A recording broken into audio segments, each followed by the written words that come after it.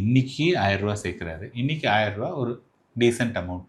10 வருஷம் கழிச்சு டீசென்ட் அமௌண்ட்டா? 20 வருஷம் கழிச்சு, 35 வருஷம் கழிச்சு ஒன்றுமே கிடையாது.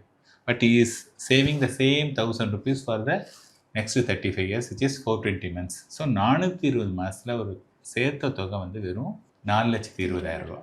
அதோடைய வேல்யூ வந்து 1 கோடி ரூபாய். ஓகேயா?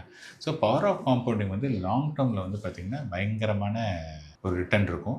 அதனால் அதை நிஜமாகவே நீங்கள் புரிஞ்சுக்கணுன்னா you have to start early. Simple இன்ட்ரெஸ்ட்டுக்கும் பவர் ஆஃப் காம்பவுண்டுக்கு என்ன சார் வித்தியாசம்? அதான் இப்போ சிம்பிள் இன்ட்ரெஸ்ட்னா ஃபார் எக்ஸாம்பிள் நீங்கள் பேங்க்கில் ஒரு பணம் போட்டிருக்கீங்க. பேங்க்கில் வந்து 1 லட்ச ரூபா பணம் போட்டிருக்கீங்க. அவங்க என்ன சொல்கிறாங்கன்னா 7% இன்ட்ரெஸ்ட் அப்படின்னா 1 லட்ச ரூபா நீங்கள் போட்டதுக்கு 7,000 ரூபா வந்து உங்கள் அக்கௌண்ட்டில் 1 இயர் கழிச்சு கொடுத்துருவாங்க. இதே மாதிரி 10 வருஷத்துக்கும் 7,000 கொடுத்துருவாங்க. ஓகேயா? அந்த மணி உங்கள் அக்கௌண்ட்டுக்கு வந்துடும். நீங்கள் அதை வந்து செலவு பண்ணிவிடுவீங்க.